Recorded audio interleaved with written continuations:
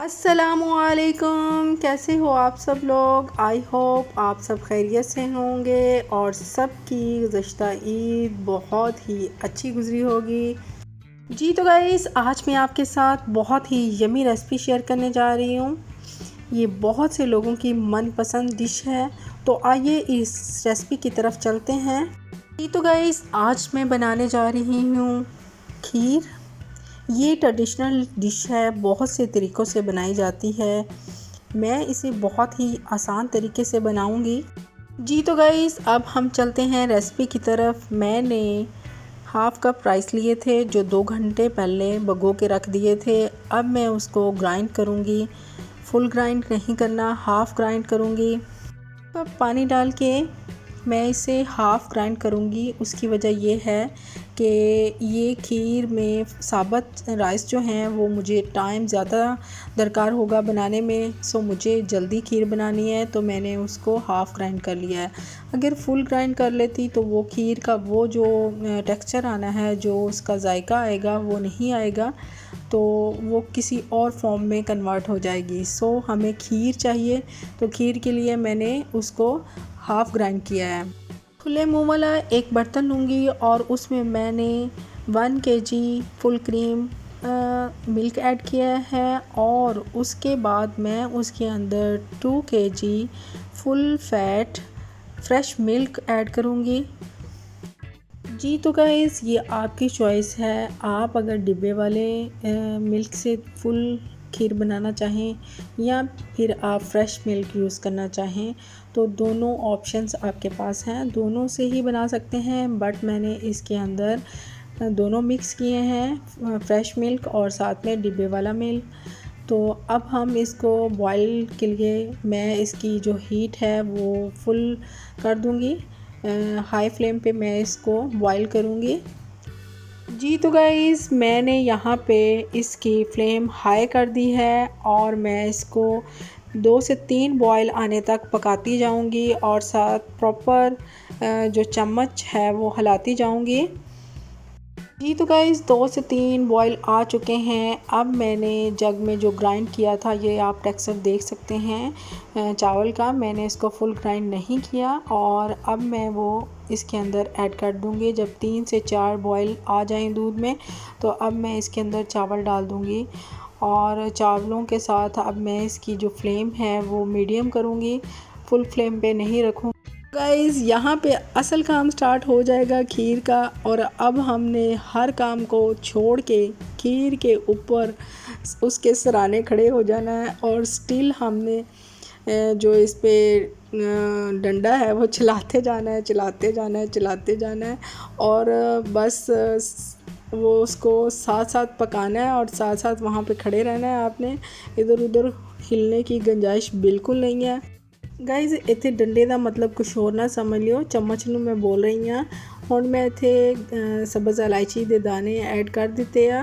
ते असल च ना किसी भी चीज़ दे विच ना थोड़ा जिहा रंग भर देना ना, उस चीज़ दा जायका भी मज़ेदार आंदा है। ते दूसरा ये कि उस चीज़ नूं सड़न वास्ते भी थोड़ा मज़ा आंदा है। ते हर चीज़ बोर बोर बोर करके कीती जाए ना, तो फिर वो बस बेरंग जी लगन लग पैंदी है। सो मैं थोड़ा जायके वास्ते ते थोड़ा तुहानू सुनन वास्ते ਉਹਦੇ अंदर थोड़ा रंग भर दिता है। इत्थे रंग भरदे भरदे मैनू याद ही भुल गया कि मैं चीनी तो पाई नहीं। हुण मैं चीनी लास्ट ते पा दित्ती है गाइस। ते हुण इनू असीं स्टिल फिर पकावांगे। ते मैं इत्थे 2 चम्मच पकड़ लिया क्योंकि मैनू लग रहा सी एक नाल पूरी तरह हिलाया नहीं जा रहा। ते मैं दोनों दे नाल फिर इनू ना चंगी तरह खीर पकाउण दी ना वो कोशिश कीती है कि इनू अच्छे तरीके नाल पकाई जाए, नीचे ना लग जाए और जायका फुल क्रीम दा आए। सो मेहनत तो फिर होंदी है, लेकिन खीर नू देख के फिर खाण दा मज़ा तो फिर मज़ा ही है।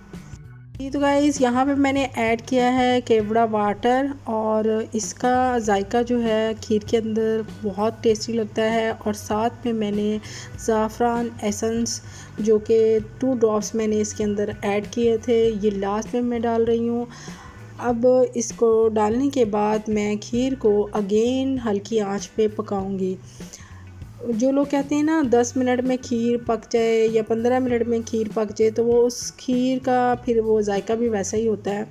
सो मैं आपके साथ ये कुछ भी नहीं बोलूँगी कि ये 10 मिनट में पकेगी या 15 मिनट में। इसको प्रॉपर मुझे पूरा 1.5 घंटा लगा था और बड़े ही मैंने इसको प्यार से खीर को बनाया है।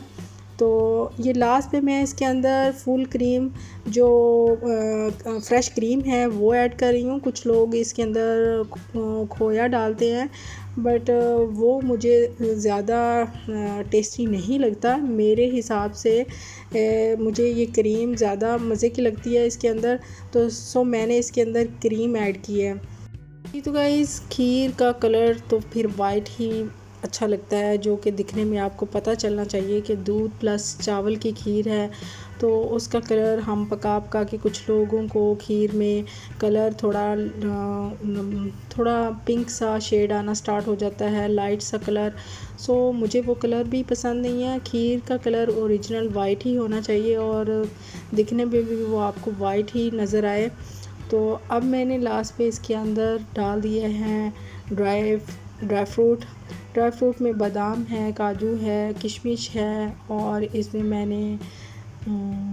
मैं इसके अंदर क्रश खोपरा भी ऐड करूँगी। और उसके बाद मैं इसको पूरा आधा घंटा, लास्ट वाला जो आधा घंटा है उसको लो फ्लेम पे पकाऊँगी और स्टिल मैं इसके अंदर चम्मच हिलाती जाऊँगी ताकि ये नीचे ना लगे और इसके अंदर जो जितनी मुझे इसकी कंसिस्टेंसी चाहिए थी वो मिल जाए।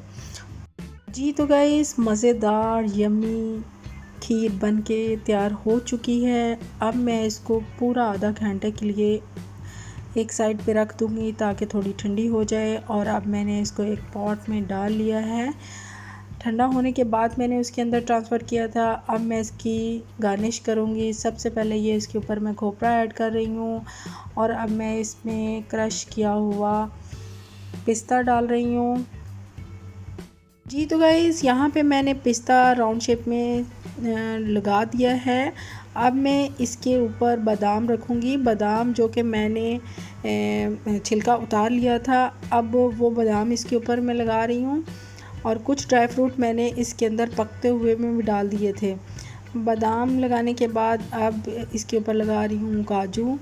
जी तो गाइस गार्निश के बाद खीर की फ़ाइनल लुक आपके सामने है। आप देख सकते हैं कि खीर कितनी यम्मी और कितनी मज़ेदार लग रही है और दिल कर रहा है कि जल्दी से डाल के खा लें। रेसिपी पसंद आने की सूरत में ट्राई ज़रूर कीजिएगा। रेसिपी ट्राई करने की सूरत में अपना फ़ीडबैक ज़रूर दीजिएगा। अपना ढेर सारा ख्याल रखिएगा, दुआओं में याद रखिएगा। Thanks for watching.